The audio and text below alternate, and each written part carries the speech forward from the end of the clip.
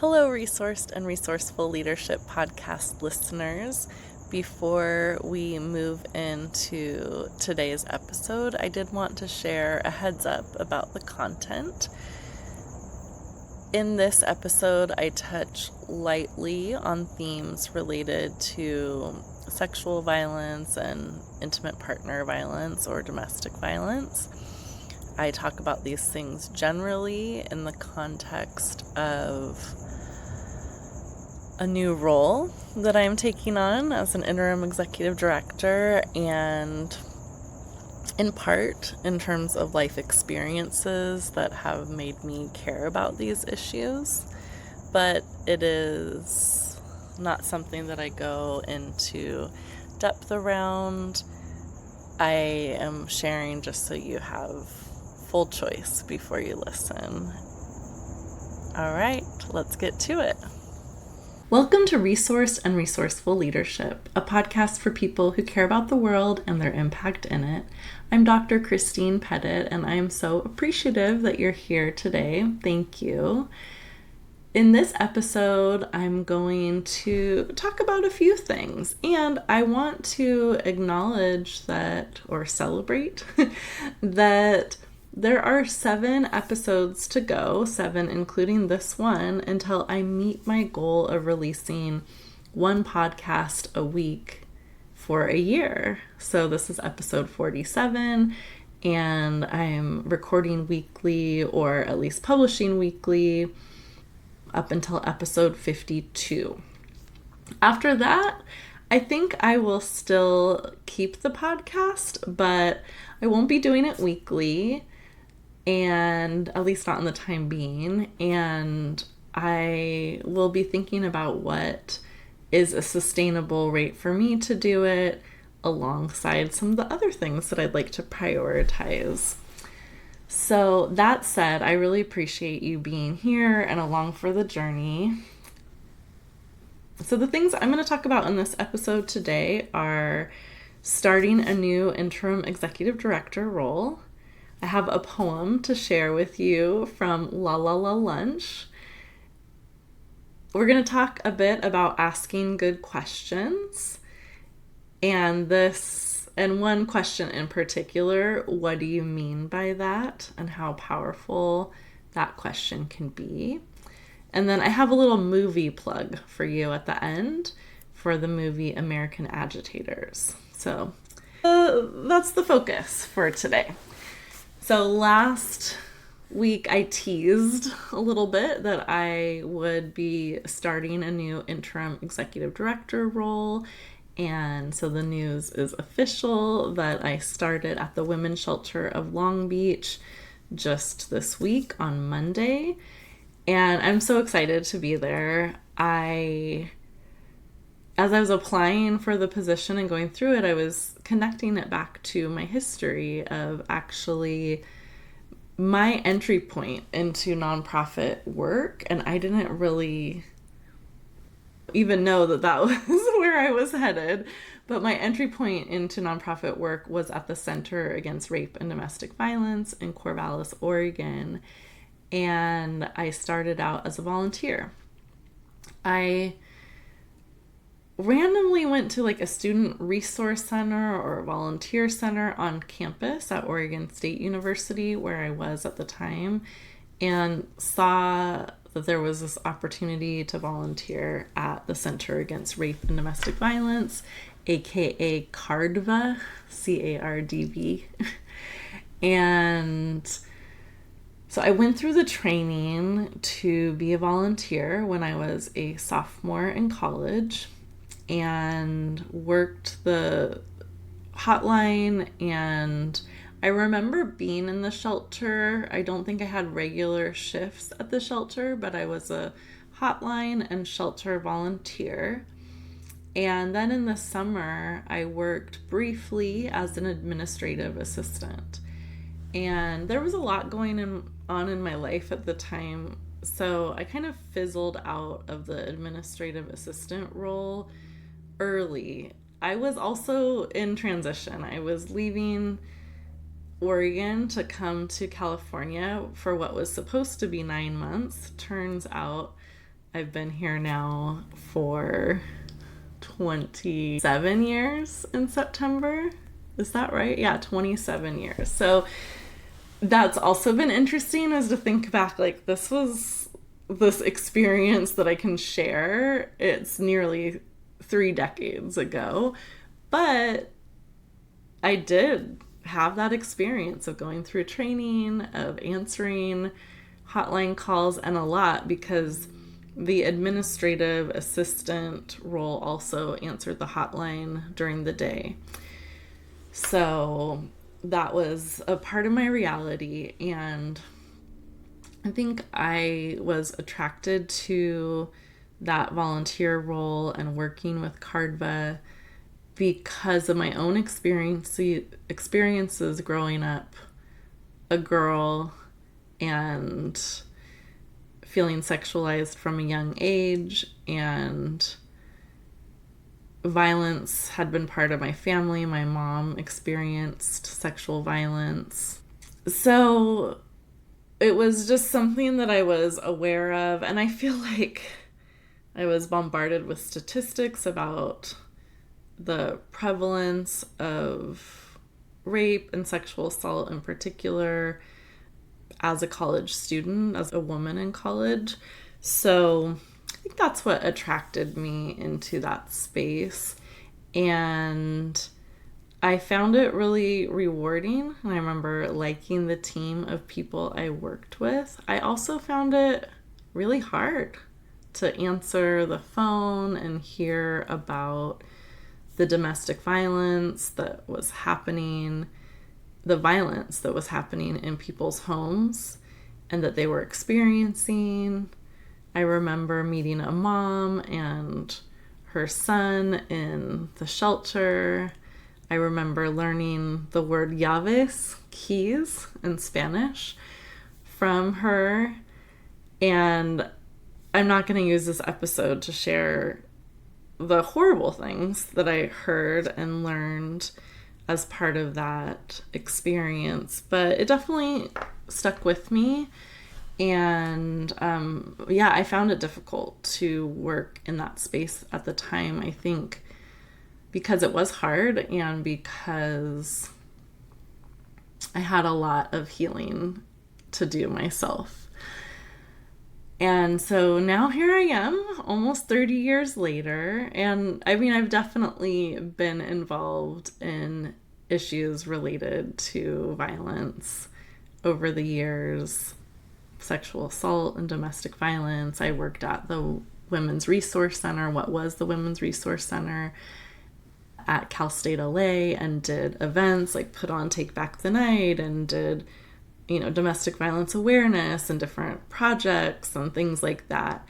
So it's definitely been part of kind of beyond that experience all those years ago, my work and life, but less so concretely in more recent years. And so I'm really excited to be in this kind of full circle moment, but with a lot more professional and life experience under my belt.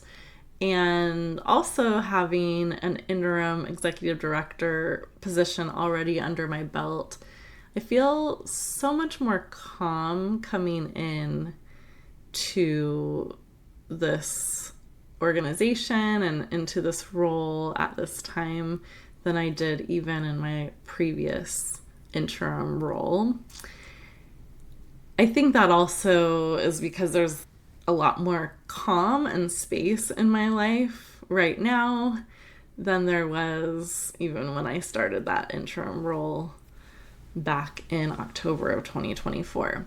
So anyway, I don't have a ton to share about the work so far. Some of it I won't share because it will be confidential. And also I'm only just a few days in, but I'm really excited, and I think I'm comfortable being in that interim role. It feels good. So I'm excited just to support the organization. They're going to mark their 50th anniversary next year, and the work of an interim is really that day-to-day support with the operations, but also being able to look at things with a fresh set of eyes and really to be transparent with the board and the staff and work in partnership with them to help assess the state of the organization and to create a shared reality and understanding of the state of the organization and make some adjustments as needed, interventions as needed in the interim period, make recommendations that might be more long-term, and then also to help guide on the leadership competencies needed for the next long-term executive director. So I'm excited for that. Wish me luck, please. Yeah, and just good energy to everyone who is navigating this transition. It can be hard, and I know it's hard for staff, for board members, and for those connected to be in like a limbo phase, but it's a very intentional limbo phase, and so can be really powerful and helpful for organizations. So I'm excited to get to serve in that role. Next up on my list is the poem from La La La Lunch. So I sent an email to my email list. If you're on it, then you got it. And if you're not, you can get on the email list. Go ahead and subscribe. I'll put the link in the show notes. In the last episode, I shared what people said were some of the connections between karaoke and leadership, and then I felt inspired to weave them together into a poem. So I sent this to my email list with the subject, "Too poetic for LinkedIn?" ? And my email got a good response. When I posted it on LinkedIn, it did not get a great response, but part of that is probably due to the fact that I posted it on Sunday after the World Cup, and LinkedIn is very much based on engagement right in that period when you post. So anyway, it's getting a little momentum now. And also, it's okay. Not every post is going to get tons of reception. But it's just interesting to kind of play with that. So anyway, the poem is called All In. And I named it that because my friend Megan, who wasn't at this event, but she said she learned to love karaoke from me, and she figured out the trick to karaoke is just going all in. So the title gives her a nod, and then the ending line is something that I wrote or I thought about, but it also connects to what Nada talked about in the interview that I did with her really early on. That was an episode. She talked about the importance of showing up. So here is what I had to say about the poem and then the poem. Before the singing started, I asked folks to introduce themselves and share what karaoke and leadership have in common. They did not disappoint. In fact, I wrote a poem based on their responses and the words they used. So here it is. All in. You might have mixed feelings. Sometimes it feels fun, easy. At other times, lonely, vulnerable. You don't have to be perfect. You will make mistakes. You will have to do hard things. Take risks, be brave, and go out on a limb. Jump right in, let go. And in doing so, you connect, inspire, find the right tools and share them. Sometimes you take a seat and cheer people on. Whatever the circumstance, you show up. And I've been asking people, what is the line that resonates most with you from there, or the lines that resonate with where you're at in your leadership journey? So I'm going to read it one more time and encourage you to listen with that in mind. Which lines stand out to you in terms of where you're at in your leadership journey? All in. You might have mixed feelings. Sometimes it feels fun, easy. At other times, lonely, vulnerable. You don't have to be perfect. You will make mistakes. You will have to do hard things. Take risks, be brave, and go out on a limb. Jump right in, let go. And in doing so, you connect, inspire, find the right tools and share them. Sometimes you take a seat and cheer people on. Whatever the circumstance, you show up. So, as always, I'd love to hear from you if you have any reflections that you'd like to share about what stood out for you. So, as a coach, I am a fan of asking good questions. And I saw a reel on LinkedIn that reminded me of a question that I learned when back in my union days from a mentor who would frequently ask, "What do you mean by that?" And what do you mean by that is a really helpful question on a lot of different levels.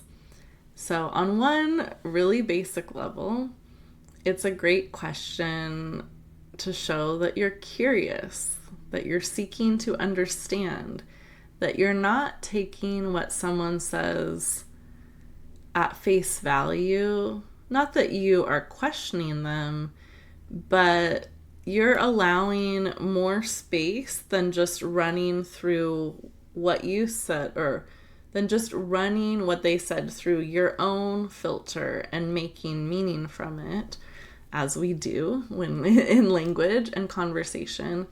But you're really intentionally slowing down the conversation so you make sure that you understand what they're saying.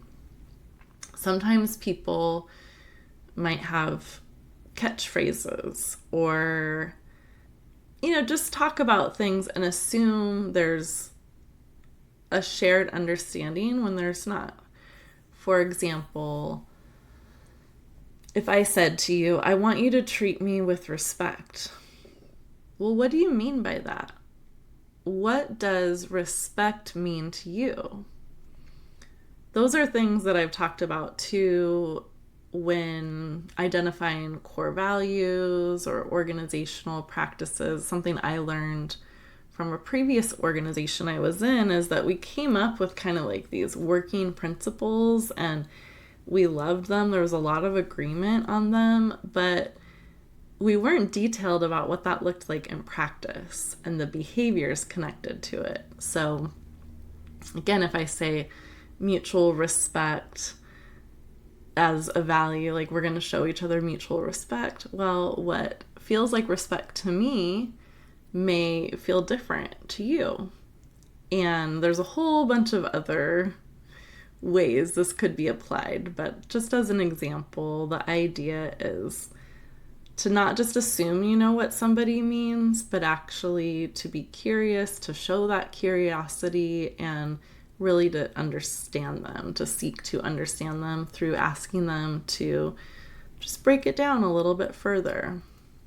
It could also be, I'm thinking about like in the union context, "Oh, this person was really hesitant to join." Okay, what do you mean by that? What did that hesitancy look like? What did it sound like? What kinds of things did they say? What questions did they have? Did they have fears? Like, what is the reason? And that's a big thing from union organizing to mediation to coaching, is that you take a stance of not talking at people, but really seeking to understand. So even to take the union example further, we would approach people and say, "Hey, we're signing up a majority of people for the union. Can you take a moment to sign up?" And then we would pause. That wasn't the exact words, but it was something very simple like that. It was a, hey, hi, this is who I am. This is, why I'm talking to you right now. And I'm asking you directly, will you sign up for the union? And some people would be like, oh, absolutely, and immediately sign up. Other people would have questions or reservations. And so by just asking them briefly, instead of launching into, well, this is why the union is great, and being part of the union is awesome, this is X, Y, and Z, we really paused to see what they were interested in. Did they have questions about compensation? Did they have questions about upcoming negotiations? Did they care about a specific part of benefits? Maybe they felt like, oh, I'm really happy with things, why would I join the union? And there's a lot of reasons to join a union even when you are really happy with things. But if you just, if someone just says like, oh, I don't know, you wouldn't say, what do you mean by that? But you would ask a question like, oh, what's giving you pause? So you can talk to them, not just launch into like, oh, X, Y, Z, this is why you should be a member. So anyway, I think that seeking to understand is really important. The other thing that this question can do is help the person you're talking to deepen their own understanding. So in coaching, someone might say, well, I want a life that feels really easy, or like I feel fulfilled in my work. And so, what do you mean by that? What does fulfillment mean to you? That can help them unpack and be more concrete about what it is that they want. And they might not have spent the time doing that already. So it can actually help deepen their understanding. That's the whole idea behind coaching too, is that there is, at least from the way I practice it and have learned, we have the answers within us. We have wisdom and resourcefulness within us. The role of the coach is to help to draw that out and help to even deepen the coachee's understanding beyond what they've already thought on the surface. The way that this question came up to me this week, though, was a LinkedIn reel about how to deal with someone who gives like a passive aggressive comment to you, or a joke that's passive aggressive, like in a work situation, and asking them to explain, what do you mean by that, means they kind of have to double down and explain what's underneath the root of their joke, or they're going to consider, I don't really want to engage at this level, so I'm going to step away from this. But it's a way to not let that kind of joke or dig slide, but to really say, hey, I'm willing to engage you in a conversation around this. And you don't have to be like, what do you mean by that? Like accusatory. You can just calmly look at them and ask, what do you mean by that? I've heard this also as a tool to address jokes that are rooted in oppression, racism, sexism, ableism, all of the forms of oppression. When you hear a joke like that, you could shut it down and be like, that's problematic. You could ignore it, or you could ask them to explain, what do you mean by that? And a lot of times it takes that it deflates the joke and makes them articulate what's underneath it. And most people don't want to do that, or if they do harbor those feelings or beliefs, then that's a good opportunity to engage with them in dialogue. if you so choose. So what do you mean by that? I'd love to hear if you try it out or if you already use it and how that lands.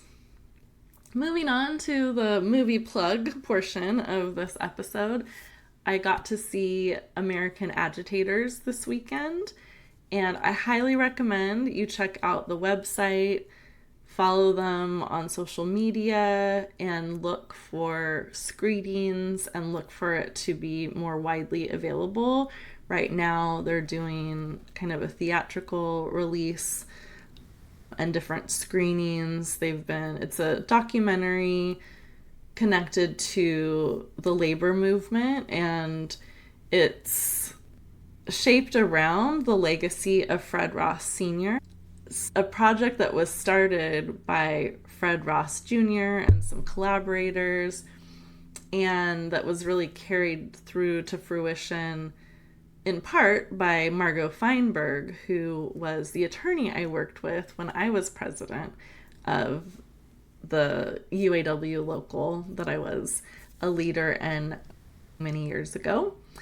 So it was really cool to get to see the film. I think it's well done, and there's also some shorter versions for the classroom. There's, I think, a Spanish version as well, and so there's ways that you can screen it too.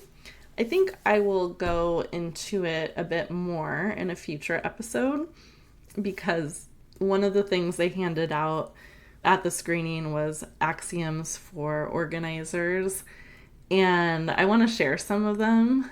And they handed out a little booklet based on what Fred Ross Sr. and then Jr. used to carry in their pockets.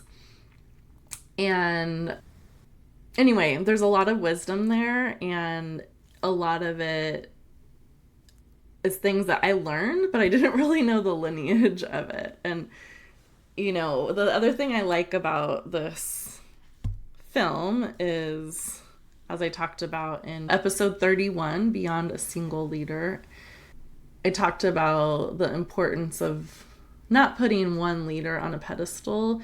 Certainly, this documentary uses the stories of Fred Ross, like the life of Fred Ross Sr., as an example, but it's situated within the broader context of with broader movements, how this kind of organizing work continues.